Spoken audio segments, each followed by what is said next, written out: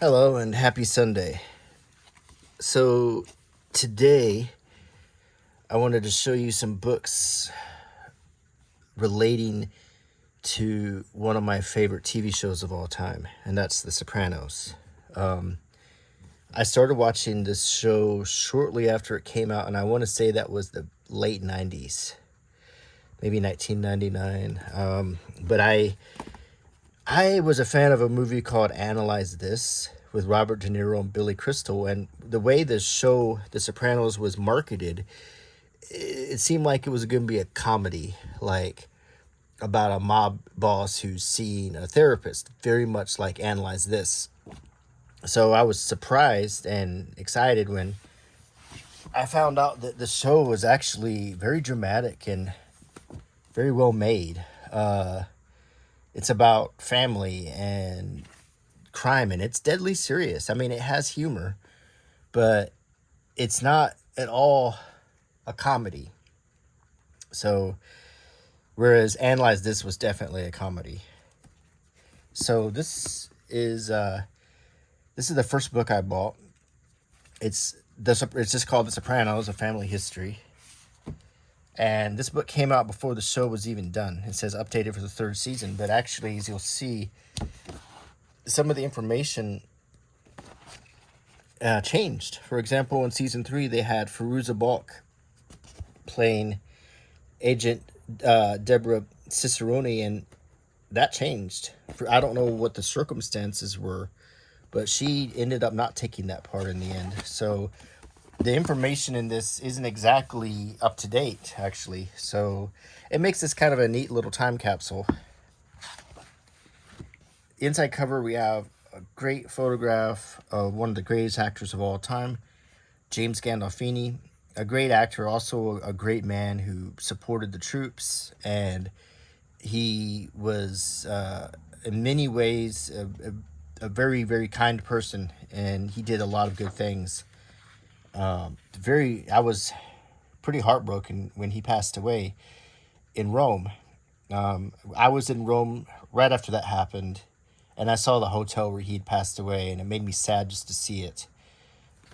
But originally I think they were going to get Ray Liotta to play that part, and I can't fathom anyone but James Gandolfini as Tony Soprano. So here's the table of contents, and you see it's broken out, trying to cover all of the points of the show: The Sopranos, the history, Tony's childhood, the crime family. And you see the characters of the show, like you see the family here, The Sopranos: Tony, Carmela, Meadow, and AJ. Tony, Uncle Junior, Tony's uncle, his mother, Livia, his wife, Carmela, Dr. Melfi, his therapist, Silvio, his consigliere, his son AJ, Christopher, his sort of heir apparent. We get this is the people who contributed.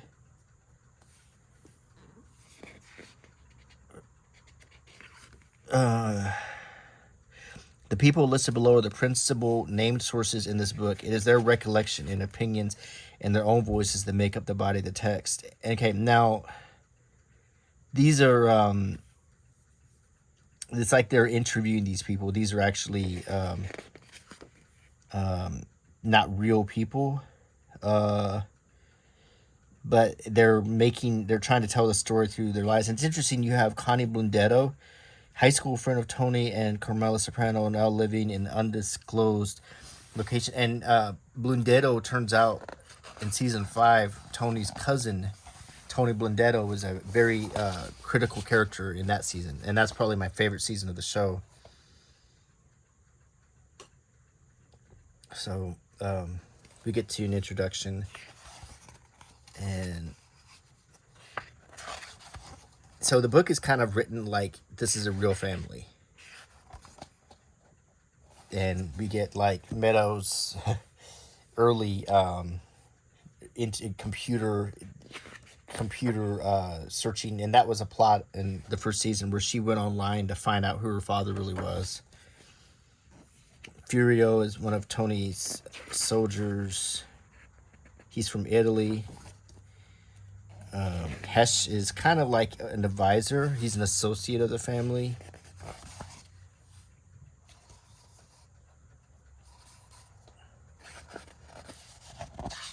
We get to some early history of Tony, some postcards of Naples,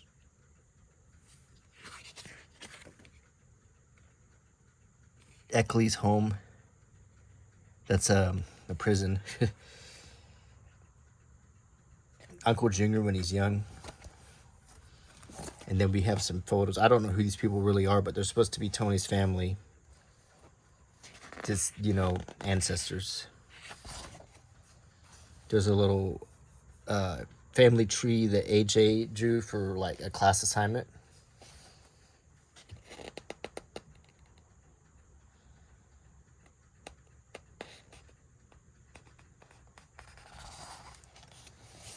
Satriel's. If you watched the first episode of The Sopranos, it actually had a different name. The pilot episode, a few things did change. That's Johnny Boy Soprano, Tony's dad. Livia.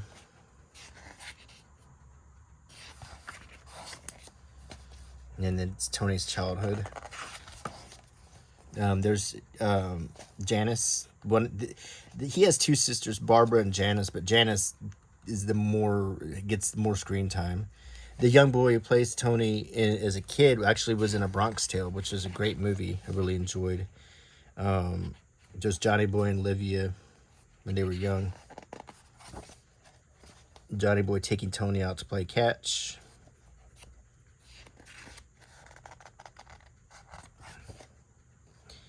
So it's really kind of cool how they go through and show like these old pictures of his childhood and stuff.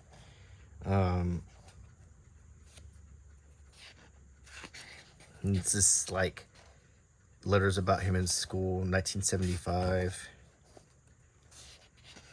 Danny Scartino, he was a friend and a classmate of Tony, and things go south with him. And then Artie Bucco, another boyhood friend of Tony's, and he became a chef at Vesuvio's, his restaurant. And his dad, he died of lung cancer. There's Janice, and she kind of became a hippie as she, whereas Tony went into the family business.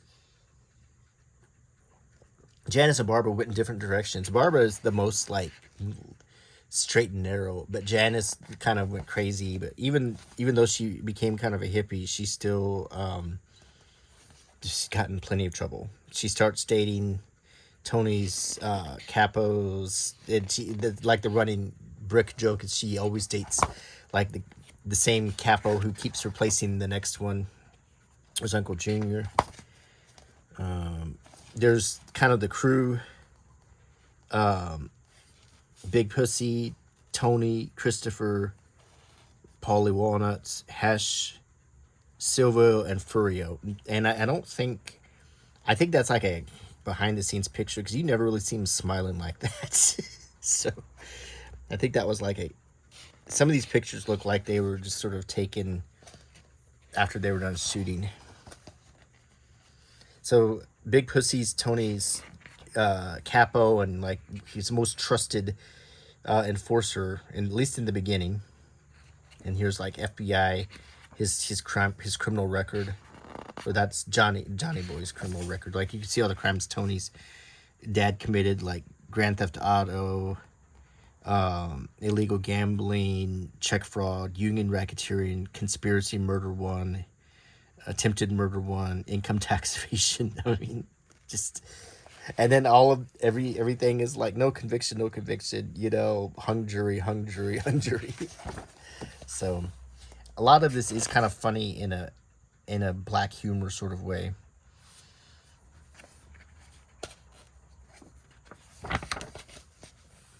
Let's see, more like FBI reports about Tony's crew.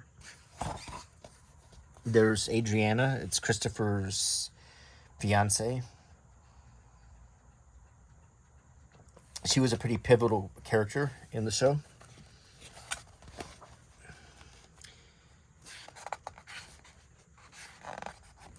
That's Olivia, Tony's troublesome mother, who's always giving him grief.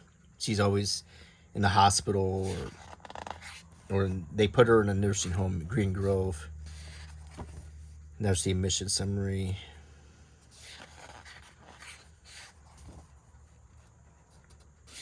Mario Lanza, she likes to listen to. And this is another, like, I think this is just a after shooting behind the scenes picture, because they're smiling and that looks like a real smile. She never smiles. She sets a fire in the kitchen. That's a famous photograph. You'll see it again in this video. The World According to Olivia.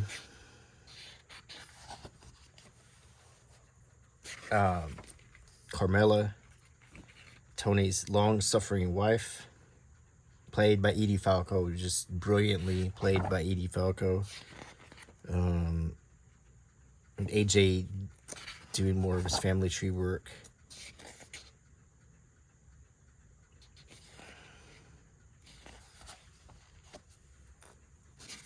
The things that a list of refuse items identified in the trash containers of Anthony Soprano, and there's like just for men and a Playboy. You know, there's a lot of humor in this book. Dr. Melfi, she's the Italian American therapist who counsels him, and there's a very tumultuous relationship between her and Tony.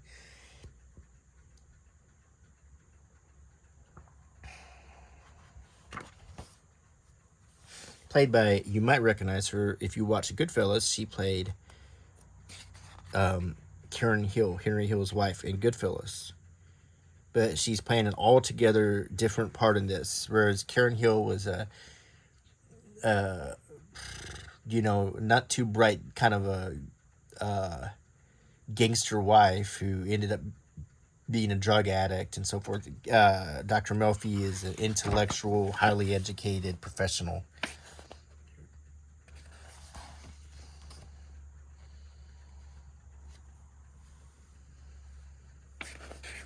A lot of little like props in this book. Silvio Dante, Stephen Van Zandt, member of the E Street Band, but he wears a hairpiece in this. So just like on stage when he's playing with Bruce Springsteen, he always has like a bandana on. It's because he was in a car accident and it actually scalped him. So he always covers up his head. There's a lot of little parts like this in the book that make it really fun and interesting to read. They just don't really make books like this anymore. And and here's like a little glossary of gangster words, like mezza morta, half dead, mobbed up, involved with the mob, made guy, faccia brutta, ugly face, something Livia likes to call anyone she doesn't like. Forbidden fruit, the lure of a wise guy to a nice Italian girl from the neighborhood. So there's like a glossary of wise guy words here. Baroni Sanitation, that's the company Tony works for.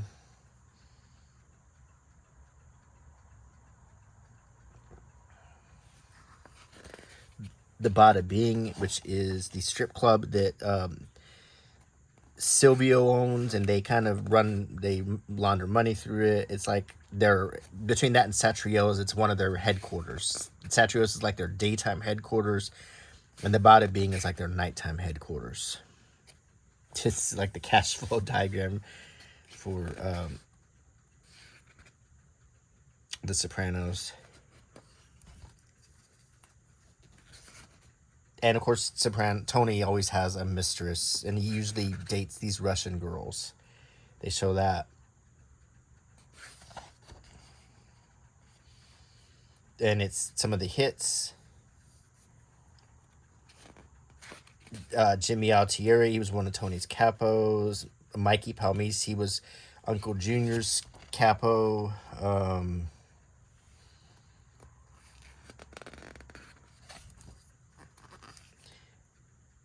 Out there, it's the 1990s. In here, it's 1954. That's Tony Soprano and how he likes to raise his kids. He likes them to have like American values, and um, that's something I really like about the show too. Is despite all of his crime and everything else, he tries to instill in his kids these all American values. So it's really, the irony is really interesting. Credit card bill. It's Meadows' credit card bill.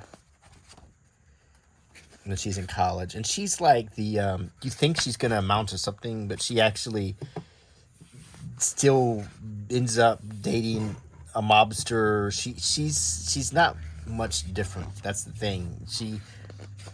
And she basically, whether she knows it or not, is kind of a hypocrite through a lot of things in the show. As you see, she considers herself above everyone else, and particularly above her family, but she's really not much different than them, which is one of the interesting things they show.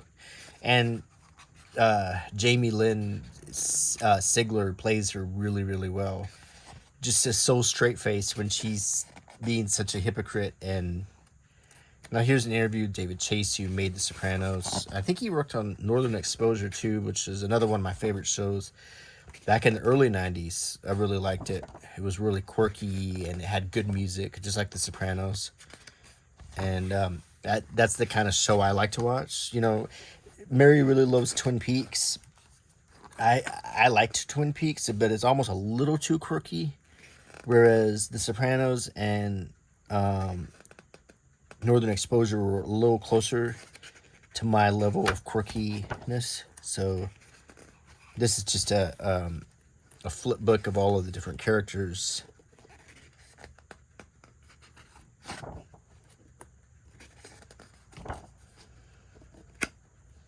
Parvati, Janice. And then we get to an episode guide. So this book has quite a lot of information. It gives you a summary of each episode. So if you were looking for an episode, you don't want to go into... I guess you could probably do this on Wikipedia nowadays, but still, if you're thinking about something that happened in an episode, you'll probably find it in this book.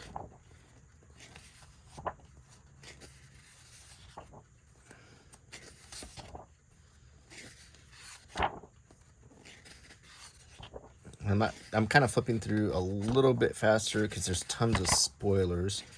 If you haven't watched the show, I'm trying not to give too many spoilers, but some pretty terrible, awful things happen.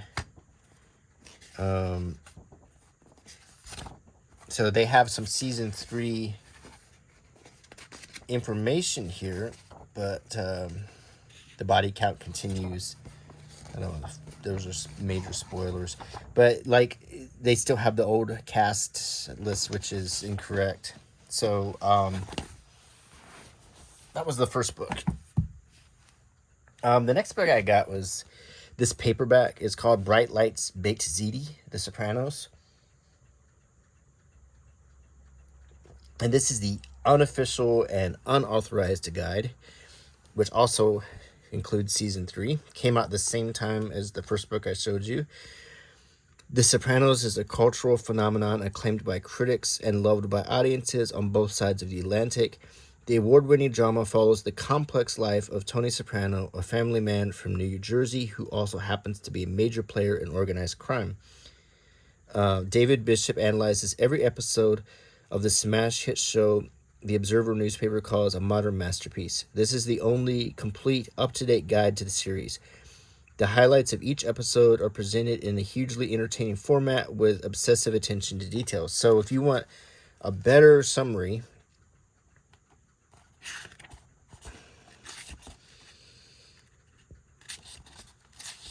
and an episode guide of the first 3 seasons, this is the book for you. And this guy analyzes and gives you a rundown of each episode, and then he breaks it out with different facets, deep and meaningful, mob speak, um, different things to look for in each episode.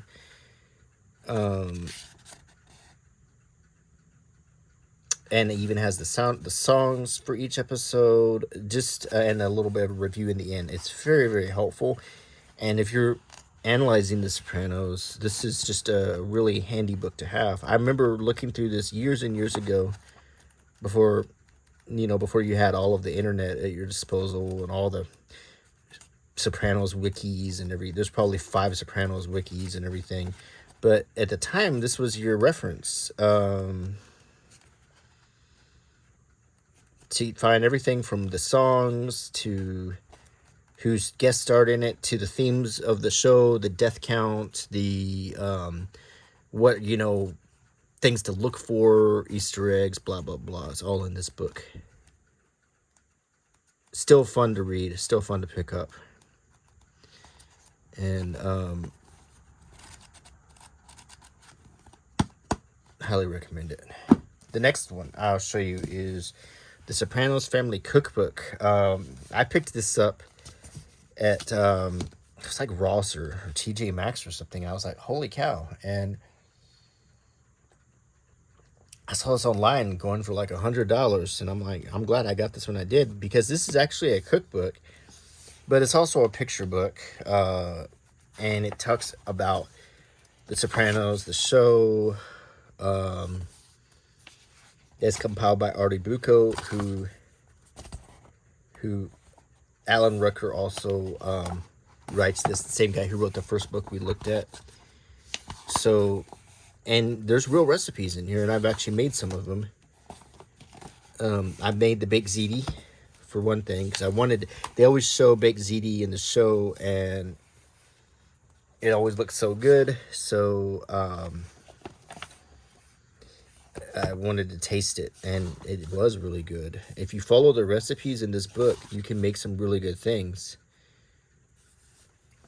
So it starts out with just some interesting things about the show, and then you get to, and in between each recipe, there's more like interesting things, but how to make your gravy, your marinara sauce, Sunday gravy, lasagna.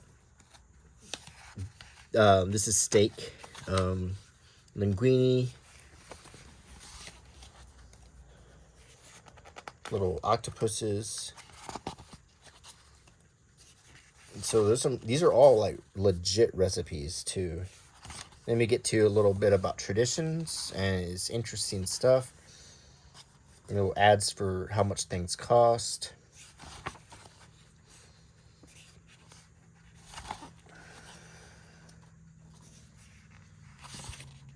And you get some really great pictures of the things you make, if you decide to make them. We have cooked out of it, and it's really good.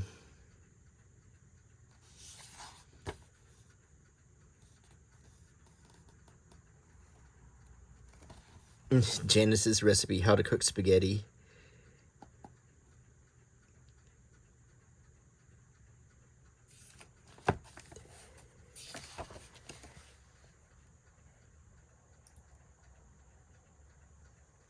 I get some coffee. Janice's vegetarian baked ziti, chicken soup with orzo. And I don't know where they got these recipes, but I mean, it's still really fun. I mean, obviously, Sopranos is a fictional show, and this is a fictional universe, but nonetheless, these are all really good quality recipes. And make biscotti. We made the biscotti.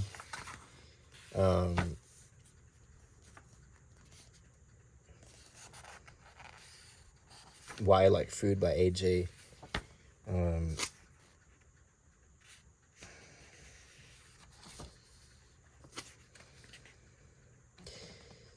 Ricotta pineapple pie. We get to minestrone, which is really, really good.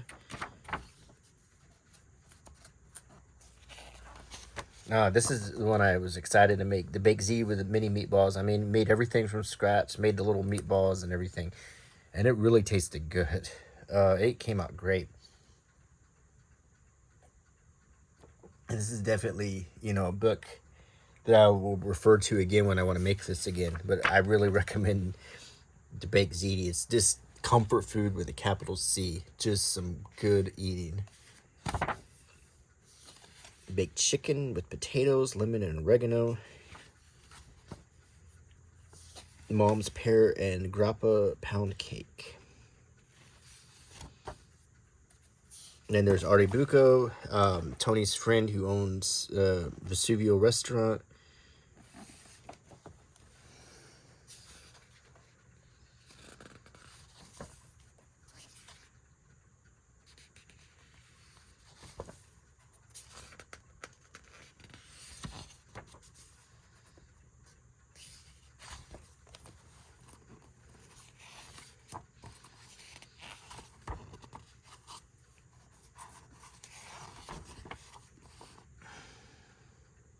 Ravioli.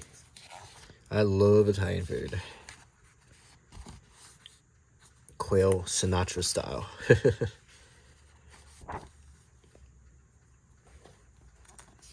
And the other cool thing about this book is if you hear about a food in the show, you can probably find it in here, and make it and cook it yourself and see how it tastes.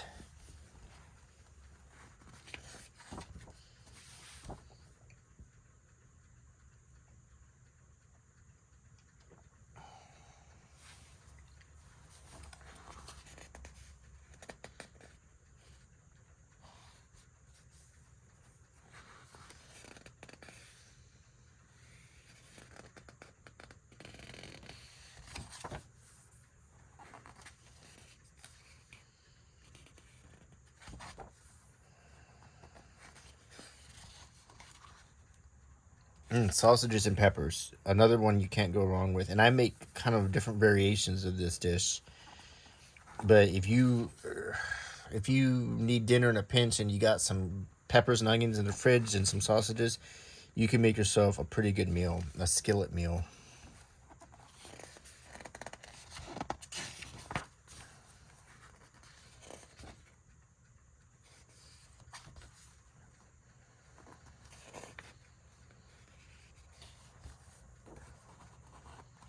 That's a very famous picture, and actually, that's the cover picture of the book too. What's the? Yeah, just very kind of plain on the inside, just a black book. But never think I've ever even taken the dust jacket off.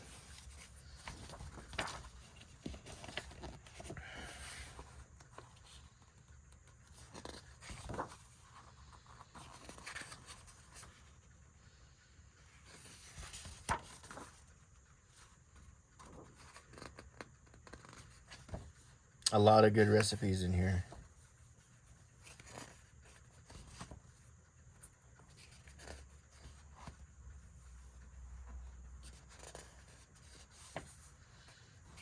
These baked pears.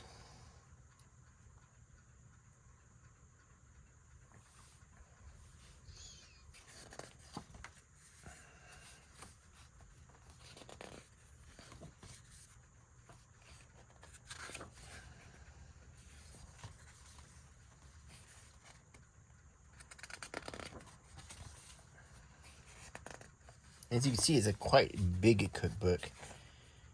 Eggs in Purgatory. um, there's a lot of recipes. This would take a long time to cook all of these. Naples style stuffed bell peppers.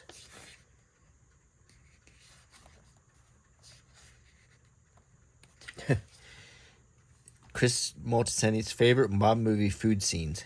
Godfather 1. When Corleone henchman Clemenza and Rocco whack the two-faced Paulie out in the meadowlands and Clemenza says, "Leave the gun, take the cannoli." Scarface. When Tony Montana blows away the sleazy Frank Lopez while Frank drinks Jack Daniels and thinks he just killed Tony. Manolo, says Tony, "Shoot that piece of shit." Godfather 1. In a little Italian joint, Michael goes to the bathroom, grabs a gun, and then shoots McCloskey, the corrupt cop, and Salazzo, the Turk, right between the eyes. The cop's face hits the pasta, splat. And it's funny, every single scene he's talking about involves a murder, which is funny.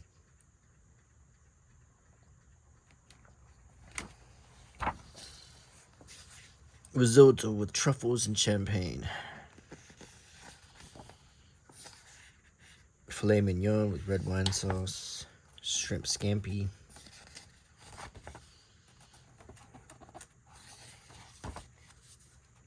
And then how to do some grilling. Italian sausage.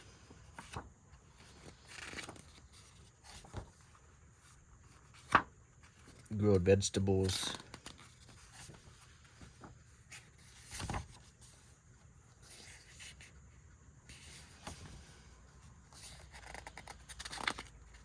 Florentine steak. Grilled spare ribs. Tiramisu, one of my favorite desserts. Cannolis. I love cannolis. It's one of my favorite desserts.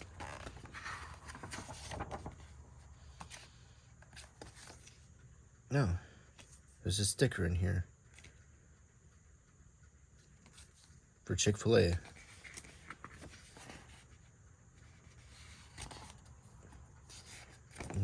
Zipoli, kind of like, I guess, beignets.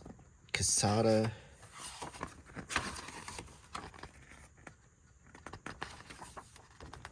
And then there's an afterword by Arte Bucco. So, an index of recipes. So that's the Sopranos Family Cookbook. Really glad to own that. The next book I'll show you is just called Sopranos the Book, and it has this very cool textured cover. It is authorized by HBO, a television landmark, and I think this covers everything, all of the seasons. And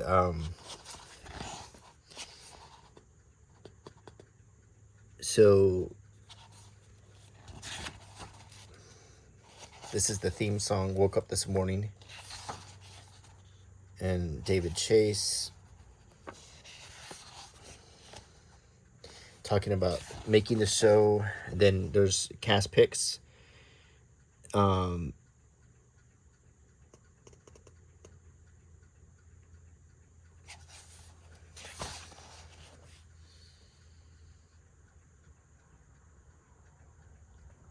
It's a picture you don't see very often.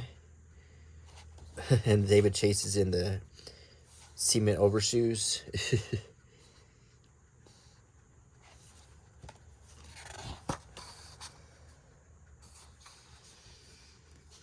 There's a Mad Magazine satire.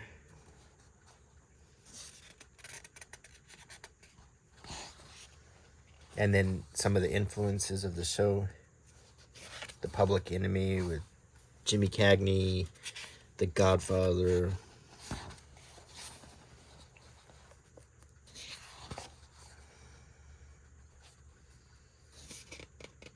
Jersey, you can forget the new.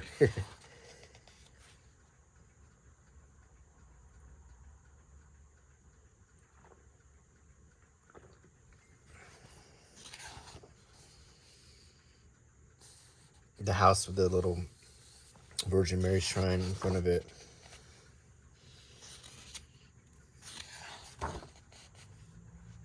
The opening credits shows scenes from the opening credits in different locations that they shot in Jersey. The house. McMansion is funny.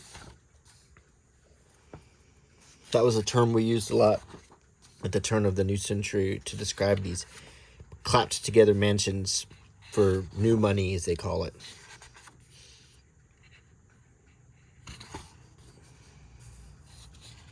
But you see this set decorating, how well it's done to make it look like a realistic family lives there. Curl up and die, hair and makeup in New Jersey. The different hairstyles, the vixen, the housewife, the Jersey updo, and the sophisticant. So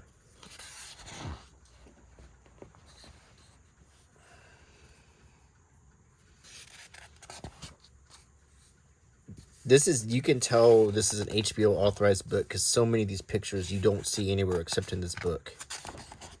So it's kind of a treasure to have this one, whereas the other ones use a lot of like the easy to find pictures.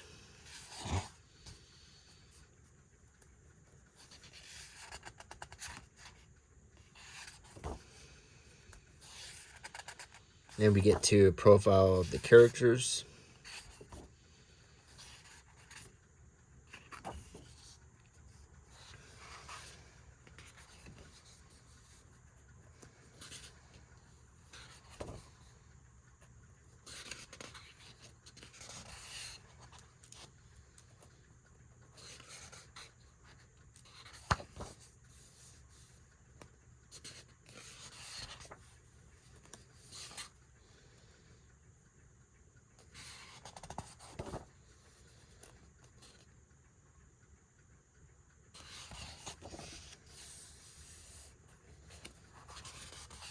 So you see the themes of this show, and food and music are two big themes. Then family, and you know, if crime actually is after those. They create a world that has food, that has recipes, that has music, that has a certain style, a distinct style, and then the crime is sort of tertiary to all of that.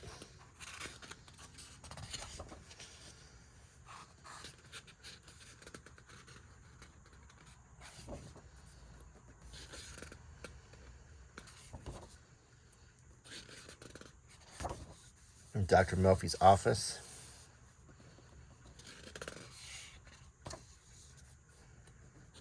The dream sequences.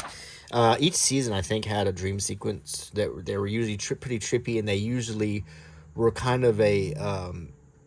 The dream sequences serve to sort of sum up where we're at and where we might be going in the story, and from Tony's perspective, they all were very, very intentional, very deliberate.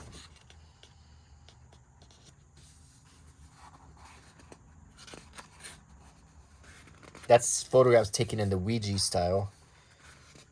If you look at the lighting, Ouija was an old crime photographer from the 30s and 40s. He took black and white photographs from a certain style, and that was definitely the style.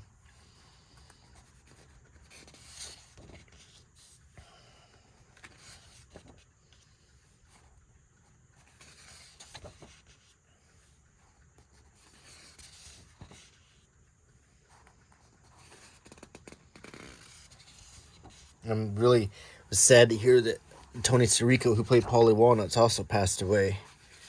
So he was probably a real fan favorite on The Sopranos. So here's the hair pieces. They show Silvio's and Paulie's.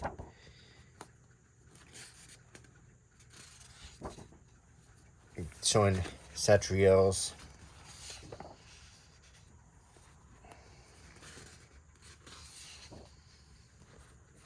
La Cosa Nostra literally translates to this thing of ours,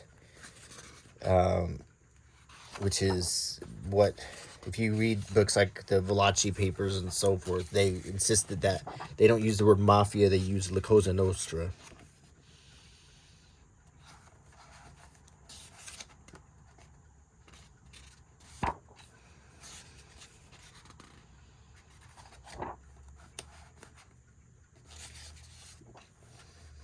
The Pine Barrens. A funny show that never was quite resolved. There was a Russian gangster who got away and they never caught up with him again. And get to a little bit of an episode guide like the other books had.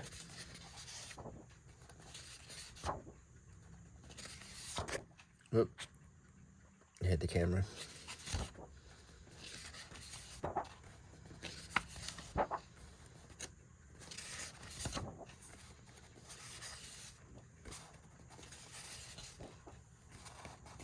And we get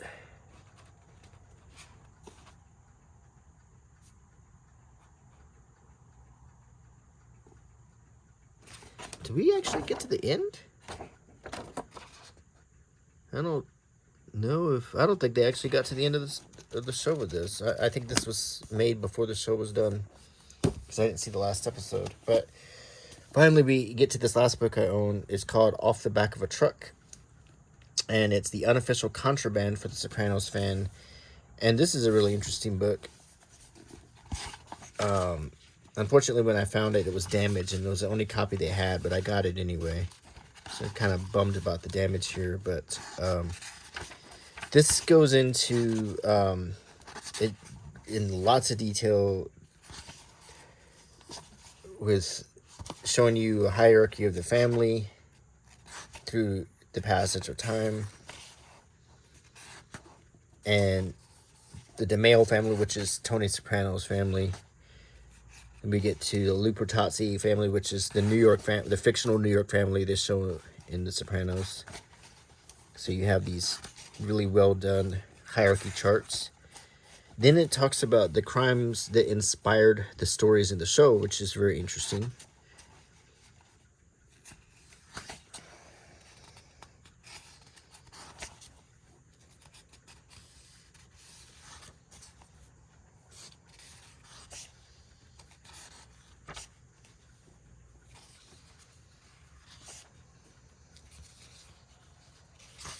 So I thought that was a really neat touch to have.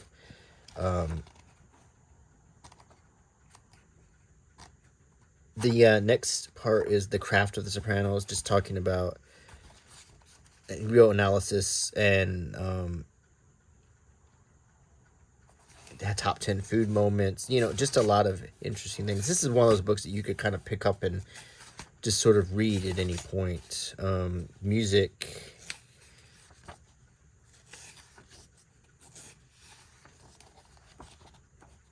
So it goes into a lot of different details, with a lot of sections in the margin.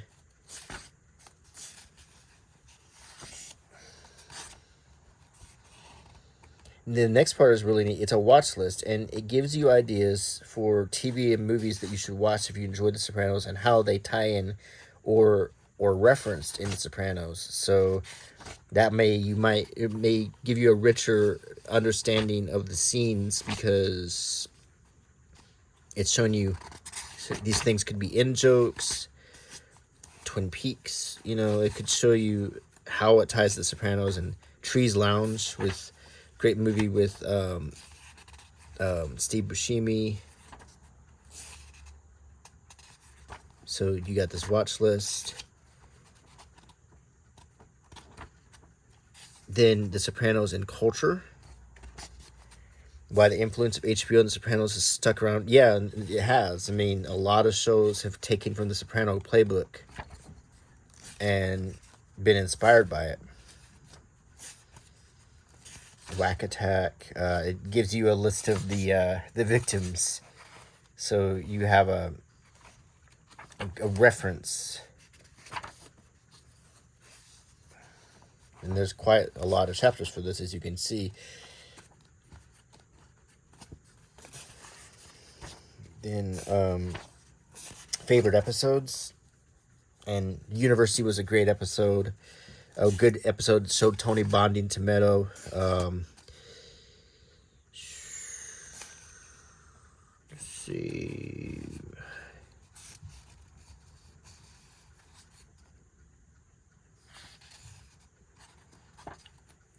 Pine Barrens was a good one. I really liked. That's the one where Christopher and Holly were stuck out in the snow.